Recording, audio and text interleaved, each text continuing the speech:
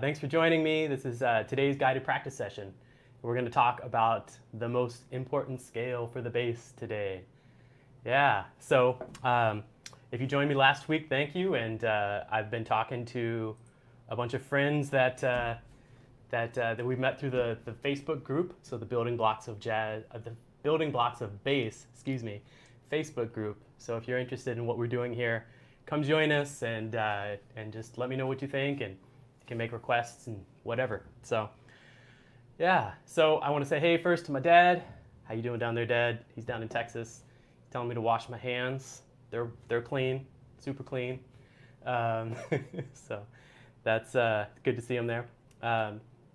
So yeah, so we're going to talk today about the chromatic scale, and we're going to just go over like the basic fundamentals of the chromatic scale, why it's important, and why it's the most important scale. And it's actually not just the most important scale for the bass, but for any instrument basically, at least in Western music, where we're dividing the octave, more or less equally, I guess, equal temperament. But the chromatic scale is super important, especially in jazz too, because it helps us to create this kind of like tension, especially if we're playing outside of something diatonic, so it's a really important thing. What's up, official maestro? Oh, you got a P bass. Nice. Yep, I got my P over here. We'll be bringing that out for one of these sessions too, for sure. So yeah, so everything that we're doing today too, of course, can be applied to electric bass, left hand on the piano, whatever we got. So if you're just joining us, I see we have a few more people now. We've got,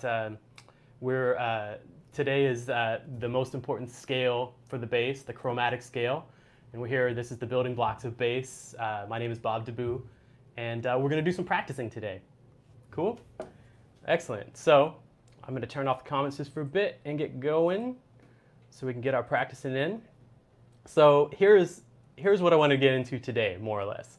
And I don't have a PDF below. You can just go back and pause this in the video or check it out. It's a fairly simplistic idea, right?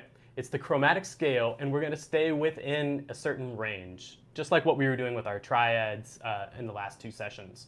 Today we're just going to do one octave, and we're going to go from the open G string, open G right there, and we're going to work our way all the way up to the G right there. So last week I mentioned the 12th fret. Somebody called me on it. They're like, doesn't know what he's talking about. There's no frets on the bass. Come on. If you're playing electric bass, that's where the 12th fret is, right? The harmonic. So we're going to this harmonic right here, okay? So basically, inside of all of this, we're playing every note that you could possibly play. So if you're on the piano going, G, A flat, A, etc., like going from white key to black key. So the way I have it grouped here today, though, is in 4 different positions, right? So we've got 1, obviously 2, 3, and 4, and then we start going back down.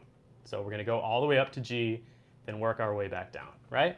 So let's look at the first one. We're just going to take it one group at a time, and then we'll work on some ways to practice it, okay? So for our left hand, we're going to start obviously by playing G, open string right now. And again, you can play this, you should be able to play the chromatic scale anywhere, like from low E all the way up to the highest note of the bass, whatever. We are just picking parameters. We're trying to stay locked into a certain area to practice, and we're going to try to add in other things to practice while we do that, okay? So if we're in the first position, number 1 here, we've got our open string. You see O right there at the bottom, or the 0, that's for open. And then our first finger on G sharp, and as we're going higher, you'll notice I have sharps here, and then as I'm going down, I wrote flats. That's just the way that I do it. As we're ascending, I'm calling them sharps, and as we're going down, I'm going to call them flats, okay? So don't let that throw you off. They're the same notes, for sure. In harmonic, right? Okay, so G, and first finger on G sharp, second finger on A, and pinky on A sharp. And then we can go back down, right? So I think that's called half position, right? Somebody will let me know if it's not. It's called half position, but I just call this group 1 because the way that I break up the octave chromatically is in 4 groups. So let's jump right into the next group.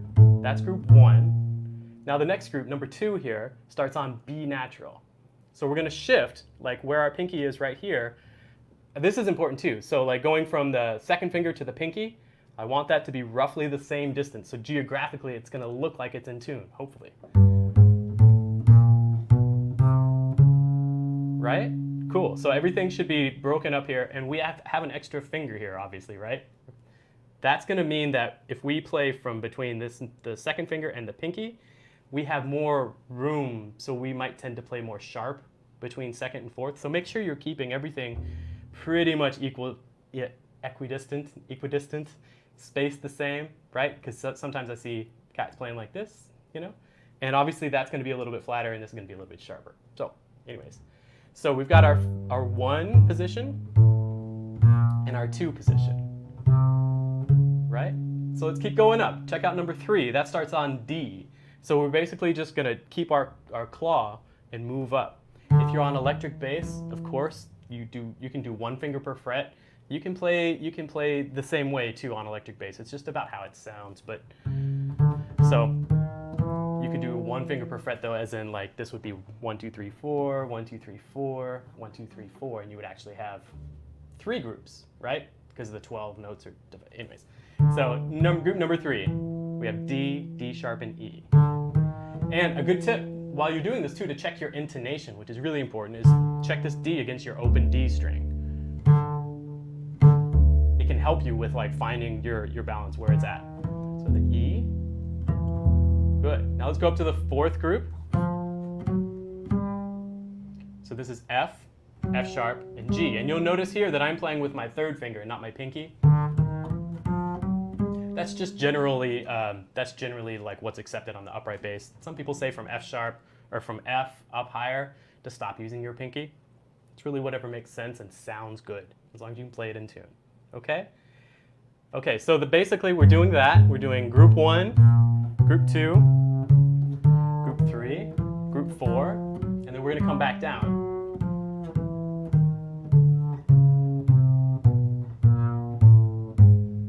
Okay, so simple enough, right? I'm going to go ahead and take this off just so you can see my right hand while we practice this, and I'm going to get my metronome going. I'm going to set it to 80. Hopefully you can hear that well enough. So when we played our triads last week, basically what we did was we were going through this exercise, or the exercise that we did last week, playing them in half notes, and then quarter notes, eighth notes, and then we're going to do triplets, and then today I'd like to go into sixteenths too. So if that's tricky for you, it's no problem. You know, just like keep up, play eighth notes, do whatever. Pause the video, go back, you know. But that's what I'm trying to work up to, and I'm trying to practice that today. So, all right. So in my right hand, as we get faster here too, I'm going to start alternating and using 2 fingers, right? So I mean we're going to do half notes, right? And then quarter notes into eighth notes.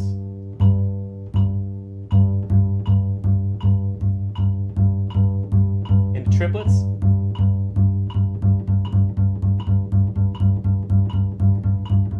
Into sixteenths.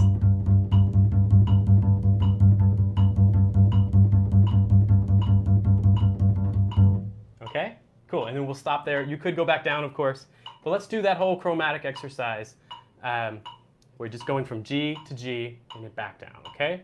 And I'll say what we're going to do if I'm going to alter from that at all, okay? So let's start with half notes now. You ready? So 1, 2, 1, 2, 3, go. So looking for a really clear attack and long notes, right? Nice and legato. That's how we'd be playing bass lines, hopefully, when we're walking. I can only rush when I'm trying to talk and play. Right in the center of the beat.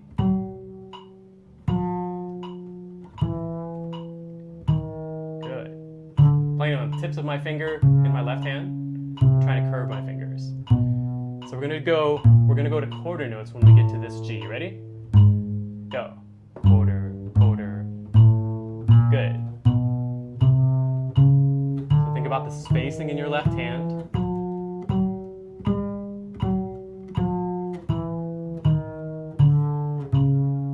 Looking for a good clear note. Let's do quarters again just to make sure it's under our fingers.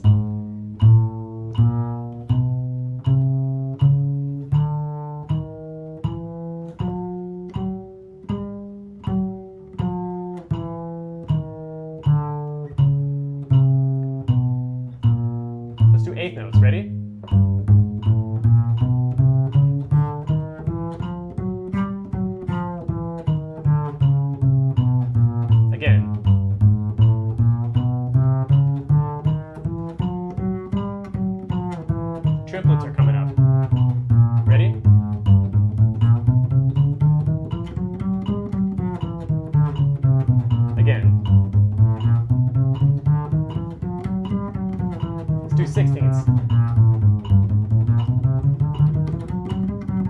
Oh, I totally failed on that one. Let's try it again. 1, 2, da da da da da da da. Again.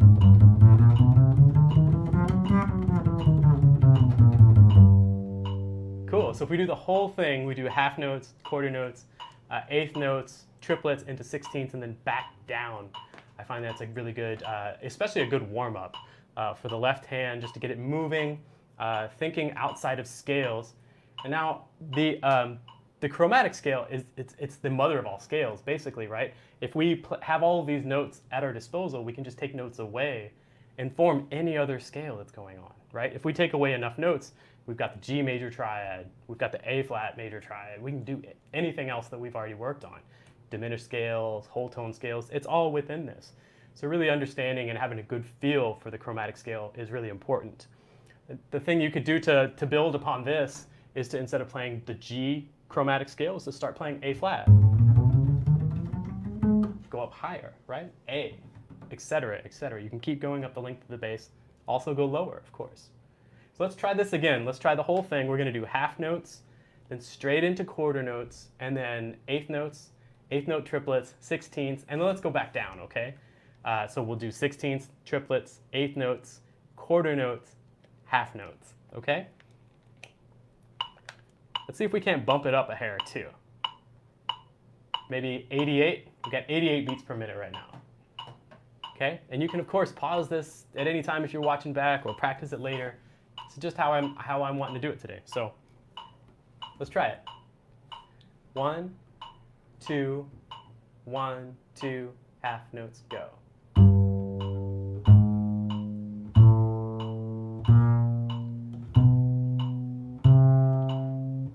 Looking for a really consistent dynamic level too.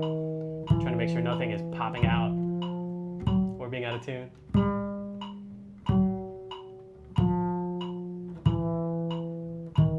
I see we have a few comments too, and I'm definitely going to address that at the end of when we're done practicing. So leave your comments, okay? We're going to go into quarter notes. You ready? Now I've already started alternating in my right hand, so it's kind of prepping me for when we get faster. I don't have to make the adjustment from just thinking one finger, two fingers. Here comes eighth notes. You ready?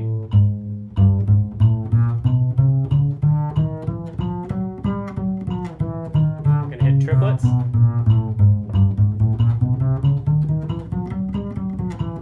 Sixteenths.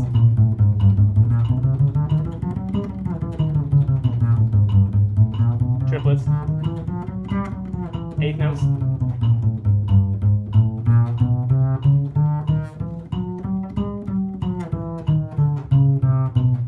Quarters.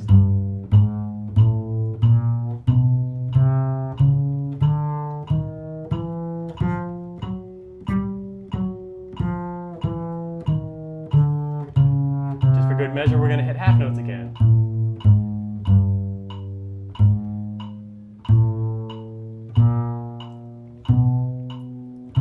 Remember, you can check these against the open strings. So E and E is good.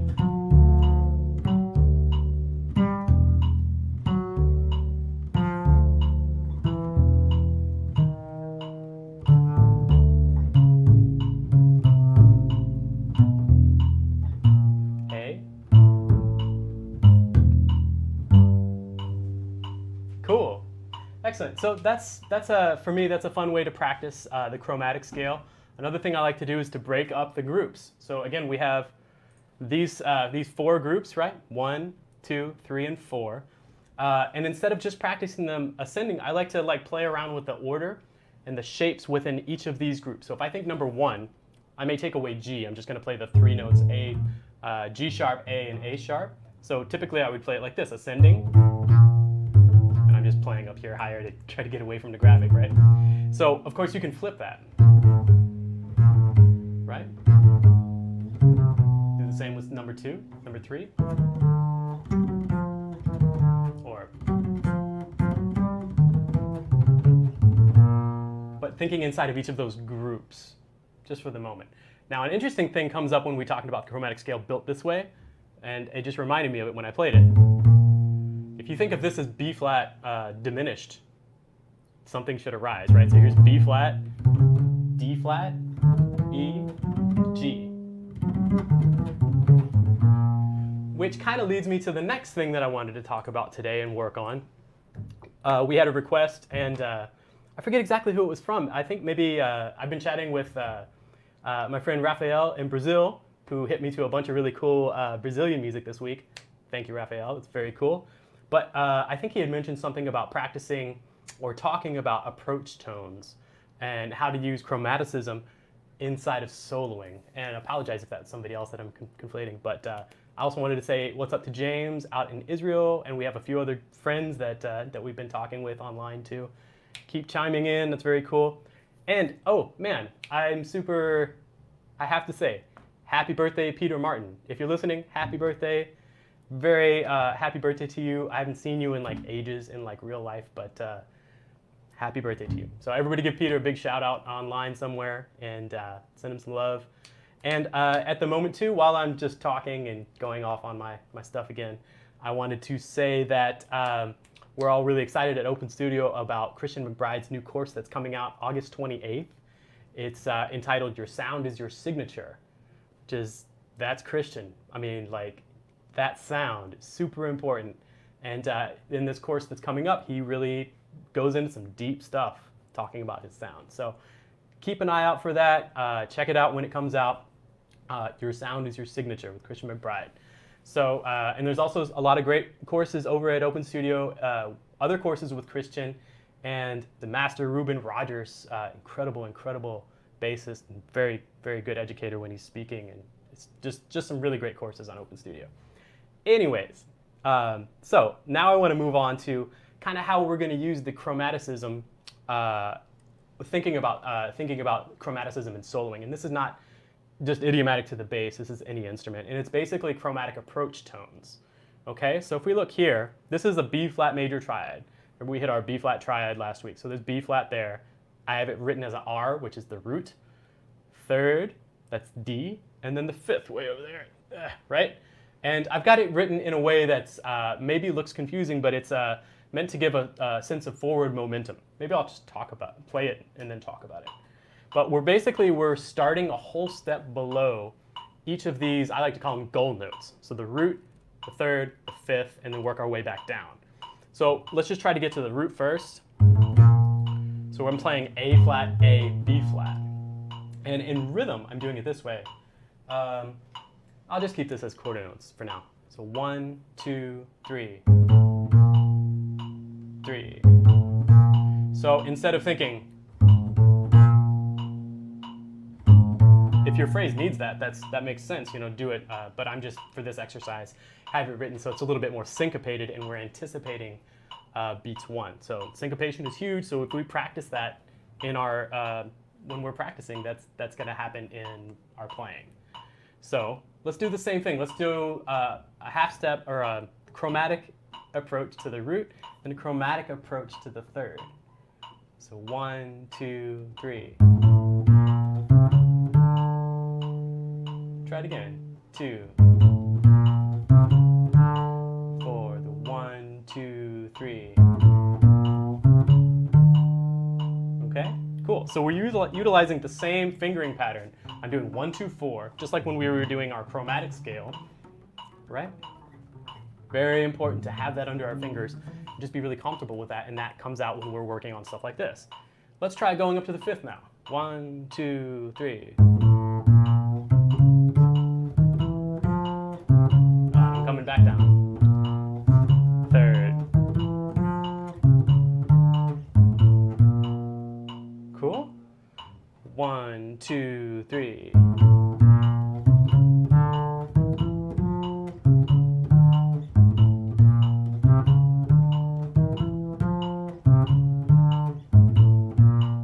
Make sense? Let's try it in the key of C real quick.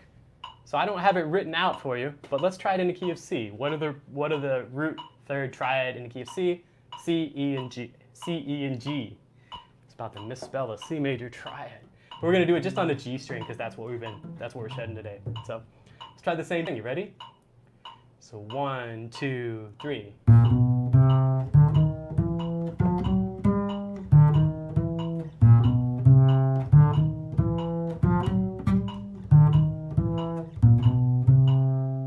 Cool. So now an idea is to like flip this metronome on, flip it to where maybe we're thinking about beats 2 and 4. 3, 4, 1, 2, 3, 4, 1, 2, 3.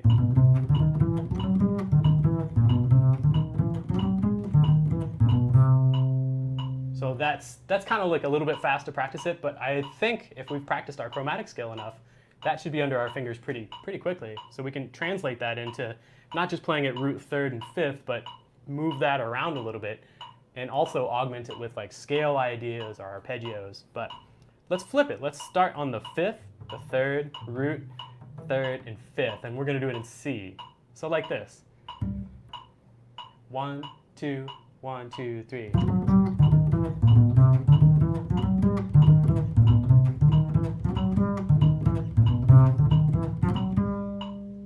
Cool. So that's a good like basic beginner way, not beginner, a simplistic way to think about the chromatic scale, moving it into the triads that we've already practiced. Okay. Of course, doing that through every key is crucial, like definitely, and not just thinking from root and staying inside of one like block like this, but like even kind of the idea of the that we were doing with the triads, where we're going from low E to G and higher, of course. Cool. Okay, so really quick, I want to give you all something else to practice that is super important for bass playing, and this is also related to the chromatic scale, of course. Now, when we were doing the thing with the triads, we were giving a sense of forward momentum into really key components of the sound of a chord. Like for instance, B flat major. We were trying to hit B flat. We were trying to hit D. We were trying to hit F.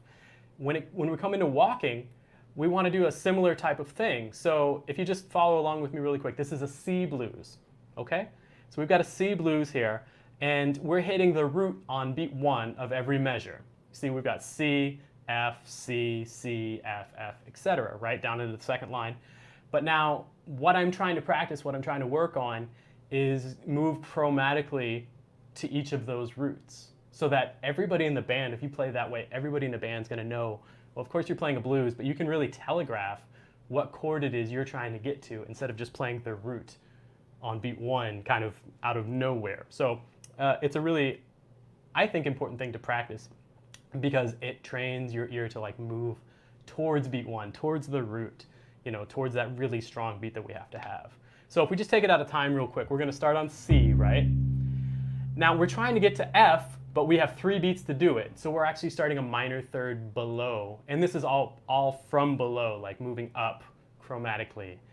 And you can displace this in different octaves, and I'll demonstrate that too. So, we have C. So if we're trying to get to F, right? That gets us to F super clear. Like if I play this, what does your ear tell you the next note's going to be? It's got to be right. Same here. What's the next root? No question. It's got to be a C, right? Now, if we go back to that F chord, here's what I meant about the octave displacement. If you go from this F, that F, but instead play this line an octave higher, then you can get some variety in your line. So the idea is not just to practice what I have written here, but to practice the concept of it, okay? So if I do F here,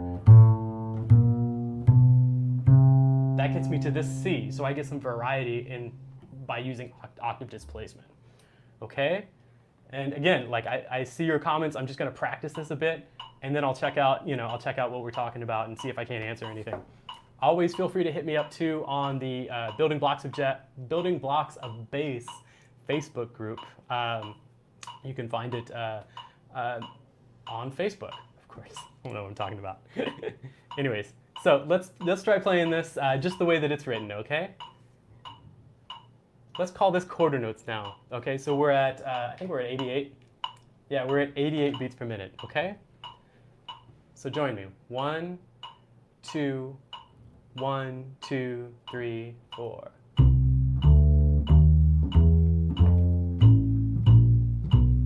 And so here we are, we're moving towards the root. Here we're going to F. there's no doubt that we're going to F, right? Now look ahead. Where are we heading? Going to C. Now this is an important one, the 6th chord, which is getting us to the 2. Are you playing along with me?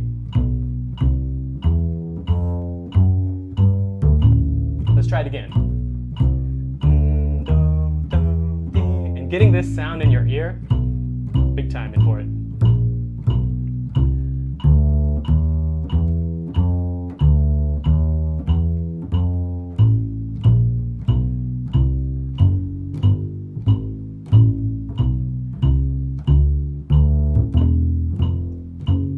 And I know I'm throwing in a little skip here and there, but I'm really not trying to. I'm just trying to think quarter notes. That's super important part. Like when you're practicing walking bass lines, just think quarter notes. Keep that time really clear right down the middle. Okay? So now I want to try something where I'm using the same concept, but I'm not using it the way that it was just written. Okay? So you can try this with me too. We're going to still play a C blues. Do this with me. I mean, here. This is the chord changes. If for any reason you need it, I'm going to now. We'll do the same thing, but use octave displacement. You can use that in various ways, and I'll try to demonstrate that as we progress here, okay? So, 1, 2, 3, 4, C. This is, of course, we're heading to F.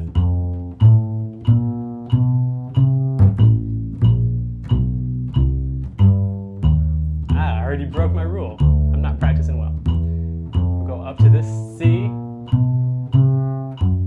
Now we're hitting this A.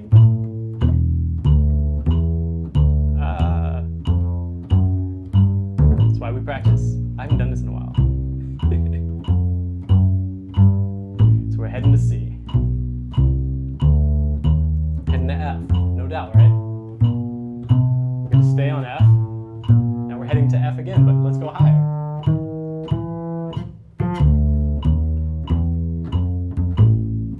Right? Hear how that works? Going to the 6.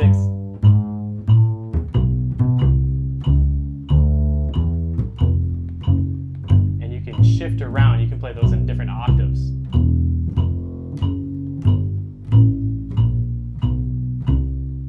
Does that make sense? Hopefully that's clear enough, right? So I think that's a really good thing to get under your fingers, and we need to always practice the blues. Such an important form in jazz music to have that under our fingers. Now, another way that you can kind of like utilize that to your advantage is to flip it. So instead of approaching from just below, you can mix and match a little bit. You can play like a whole step above. Another one that I like to do is just this. I'll show you real quick. Is just think beats 1 and beat 4 leading into the next beat 1. So like this. So 1, 2, 3. Right? And then you can fill up that space almost with anything else because it gives you this momentum, which is chromatic. That's why it's the most important scale in the bass. Now I'm talking and I can't play. 2 chord, we're going to the 5. Right? Now we're going to the 1. Now we're going to the 5. Now let's do whole steps. 1, 2, 3, 4, 1, 2. Hey, I was doing that from above, right?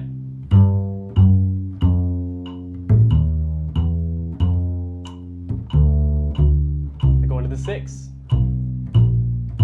Go to the 2. How about from above? How about up above?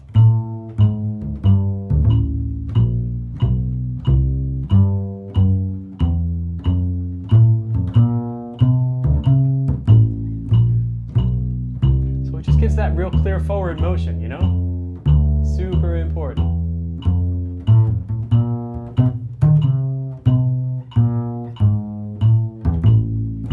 And it's great to transcribe bass players. Of course, you'll figure out a lot by transcribing all the great bass players.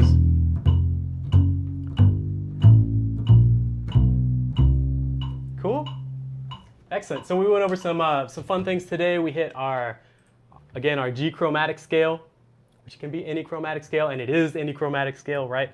You just put them in a different order. and it's also the mother of all scales. It's got everything in there, you know? So let's also check out, let's go back, we hit our major triad, and we're doing a whole step chromatic, like a whole step below chromatic approach to each one of those. So that's a good thing that you can start getting under your fingers, putting that in your soloing lines, writing as well. And you're just, the more you practice that stuff, the better you can hear that, which is really important for when you're transcribing. And then finally we hit the chromatic blues, where we're using, this is all forward momentum. The chromatic scale is really important for that. It's crucial to getting any type of enclosure ideas that we're talking about. And that's really important. Cool. All right, so I'm going to click on over to the comments. Again, big shout out to Peter Martin. Happy birthday, Peter. Hope you're celebrating in style. I'm sure you are.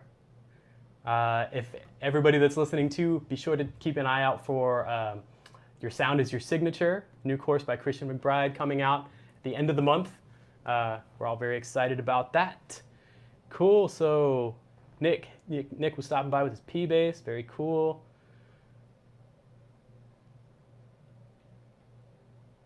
Oh, cool, okay, all right. Alexi, I do similar exercises since half a year or so on my electric bass. It's magic. Great, yeah, it's good for like, it's a great warm up, but it's also really just crucial to music and especially jazz, improvised music. Just having a good handle on the chromatic scale is super key. So glad you're checking that out. Hopefully that was some different ideas that we talked about that you can utilize from your chromatic stuff. Kind of basic, but okay. Yep, the point, these are the building blocks of bass, right? So yes, being basic is super important, especially being a bass player. Our role is really fundamentally to support, right? So understanding the basics, that's definitely a big thing. Official maestro, I struggled on the triplets. It's all good, it's why we're practicing. I totally bailed on the 16th notes, man. So I got to work on that too. That's the point. So yeah, but the idea is just to kind of be flexible within our rhythmic values too. Oh, that kind of brings me to something else I just wanted to bring up real quick too. If I go back to that, I'm back at 88 beats per minute. And so if I go back to the chromatic scale, something else that I like to do just to like kind of be flexible within the chromatic scale, but then also rhythmically, is I'll try to think about kind of soloing or improvising with the rhythms. Let's see if I can do it without making too big a fool of myself. So basically I'm starting off like quarter note.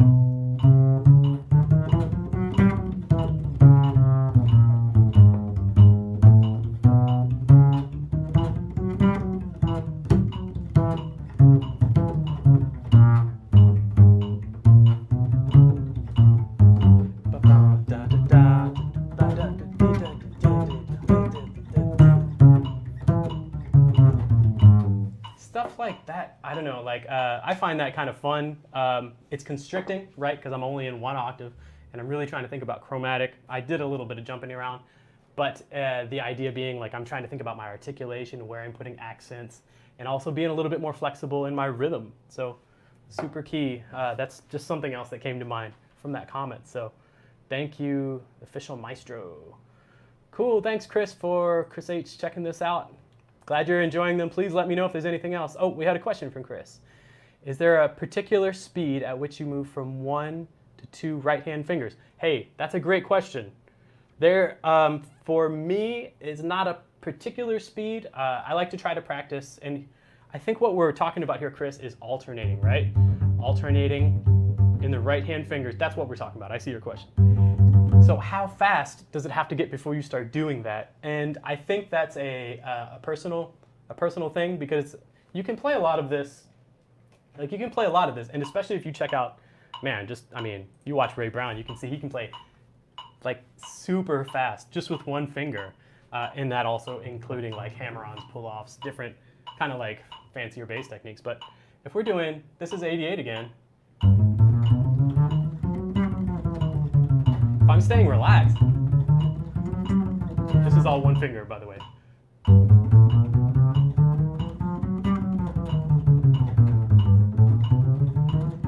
I think it's good to practice that too, like practicing fast just with one finger for our up-tempo for our up-tempo songs. You know what I mean?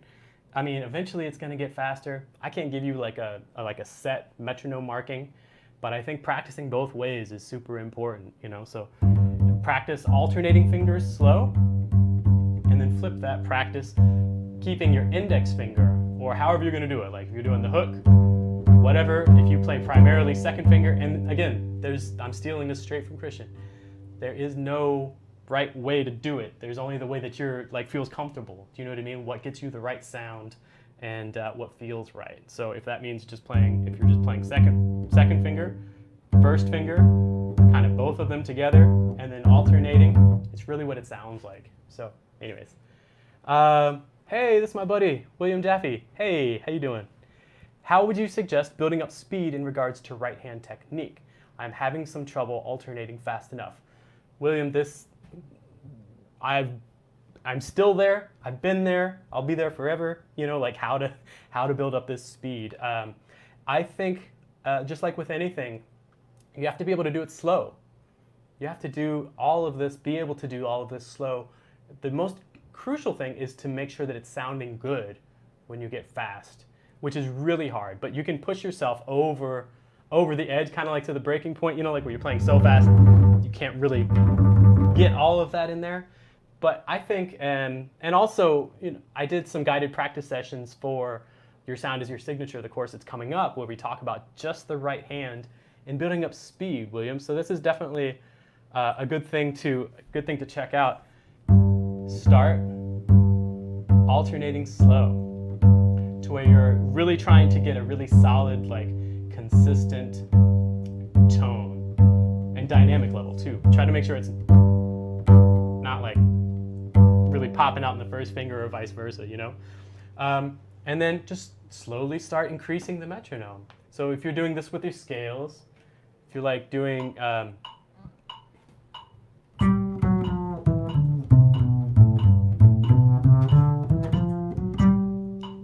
like a bebop scale.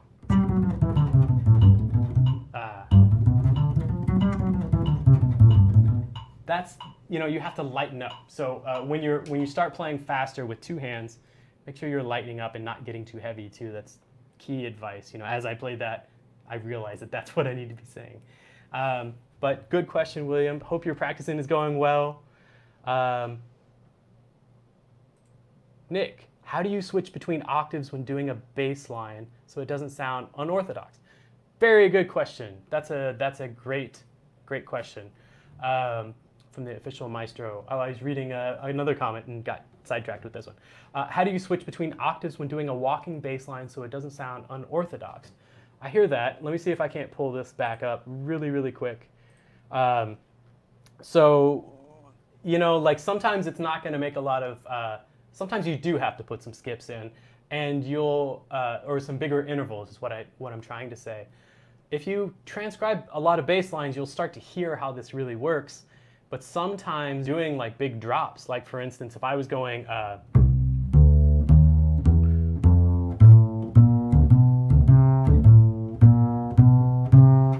say I'm up into this F area now, right? But I want to get back down to this C down here because maybe the music calls for it. Do you know what I mean? If I'm playing too high and the soloist is kind of in the same area, I maybe don't want that. Or if the bottom end is kind of like dropping out because I'm in this octave, then I'll drop down, and there's nothing, I don't think there's anything unorthodox about that. So it's really, you know, it's a taste and a judgment kind of call, you know, when you get to it. If you're doing anything, I mean, if you're playing something that's more like this, that might be a little bit more a question, just that big sixth, I mean, and I just played it and I'm like, it's all right, it could actually do that. But if you're, I don't know, you know, like, it's a taste call, man. I'm not sure how else to say it, but hopefully anything that I did say that worked out. Do you recommend notating what you transcribe? That's a great question, Nick. Thank you for asking that. Do I recommend notating what you transcribe? Again, I think that's a personal thing. It depends on how you intend to use what it is you're notating. I personally if I'm transcribing something, I want to make sure that I have it in my ears, like I'll sing along first, and then I'll transcribe it by playing it on the bass. I'll try to figure it out as best I can just with my ears, and hopefully it's been something that I've just listened to a fair amount, if not a ton already. So I'll use my ears, try to figure it out on the instrument. Usually, if I'm transcribing something, if I'm taking the time to transcribe something, I'm going to bounce it into a few different keys. And probably if I'm practicing soloing, I'm going to try to stick that in some soloing, or kind of use the idea in a bass line if I'm practicing bass lines. And sometimes I will notate it if I want to keep a record of what's going on. Or if I want to be able to look back, like if you have Sibelius or some kind of way to take notes really easily. Or it's not close by, but yeah, it is. So, I just keep a fat book around, and I have this one is fairly newish, but I keep stuff in there that I'm transcribing. That way I can go back and just check it out. But if I'm going to notate it, okay, so this is key for me. If I'm going to notate it, I'm not doing it note by note. I'm not going to transcribe one measure of a bass line and write that out, or note by note as I'm hearing it. I'm going to try to get, say, 2 bars, 4 bars, 8 bars, a good chunk of something that I'm transcribing under my fingers in my ears. If you can get a whole chorus down, then write it out. Maybe as you're listening to it, or just write it out as you can sing it. I think that's great because we're always trying to train our ears, right? So by doing that, that's going to help your ear training and your association with the bass, right? Because you can hear things, you can sing things, but you want to be able to move that onto the bass too. So great question though, Nick. I really appreciate that. Where were we? Yeah. Happy birthday, Peter. Yes. Okay, really quick. I'm going to try to keep moving. Do you think walking and soloing consists of similar vocabulary, and phrasing being the biggest difference? That's a good question. Thanks, Nick. Do I think walking and soloing consists of similar vocabulary? I've never thought of that question. I think so, honestly. If we're walking, a lot of times we'll think of a major scale maybe, or a certain sound, or using this chromatic forward motion that we're doing. I would do that, for instance, the bass, the chromatic lead into the root third, fifth kind of thing. That could totally be a run if we're walking.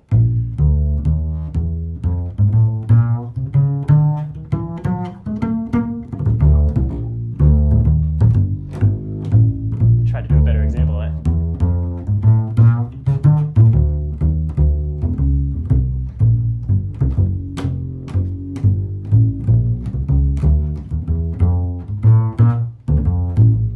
Not great examples, but they're kind of you can see the similarities, right? So do I think walking and soloing consist of similar vocabulary? Yeah, I think so, honestly. I think so. Yeah, there was another chromatic kind of exercise that I was going to get to that's doing whole steps kind of enclosing this way to where you can do a line something like that. A different type of enclosure, which maybe we can get into a different time. You can zoom back and just check that out if you like. But that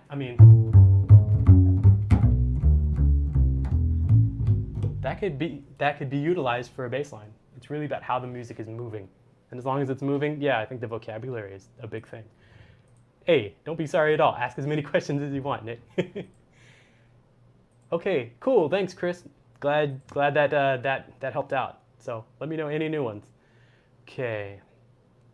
Okay, official maestro. Yes, understood, thanks. Excellent, very new to the bass, so I'm taking my time. Excellent. We've got a lot of time at home, don't we? Right. All right, so I'm gonna hit this last question that I've got here, again from Chris. Transcriptions definitely, or maybe it's a comment, transcriptions definitely have been in your mind's ear, have to be in your mind's ear, but I find it helps my memory if I write out what I'm transcribing. A different quote-unquote way of knowing what you're hearing and studying. Absolutely. So yeah, I can relate to that for sure. And I think to that point too, and I'll just say this really briefly and we'll wrap it up. I think to that point too, if you have something written out, you see it in a different way, right? You can really see the rhythms written out, but if you know the chords, say, of the harmony of what the melody or the solo that you're writing out, is, you can see how it relates to that harmony in a different way and perhaps a deeper way. So absolutely, take a bunch of different angles, to come at this knowledge, this information. Just hearing it, playing along with it can really help so much with, of course, hearing the notes, the articulation. Now, the one thing that we're missing from this, like if you're writing something out, you can't really get the same articulation a lot of times. You can write out accents, you can write out slurs and different phrasing, but it might not be the same thing or much harder to notate than actually hearing it. So in that regard, I think it's a different thing for sure. Articulation, phrasing, that's really hard to write out. But as far as harmony and how things are fitting inside of chords, or maybe you can see in a different way what somebody's implying, I think that's crucial. So cool, excellent, Chris. I really appreciate that. Okay, cool, excellent, excellent. Your walking is real swinging. Thanks, man. Appreciate that. Oh, sending love from Tokyo. Awesome. Hope to get back to Tokyo someday. Excellent. So, all right, I got to get going so I don't get in trouble going too long here. Want to say thank you to Andrew, my producer on the end, helping me out. Thanks so much, Andrew. If you have any other questions or any comments, please, hit me up over here. I will check them out later. Please be sure to, if you're interested, go to our Facebook group, The Building Blocks of Bass guided practice session. My name is Bob DeBoo, here for Open Studio. Pleasure to be here. Hope to see you next week. Take care. Bye-bye.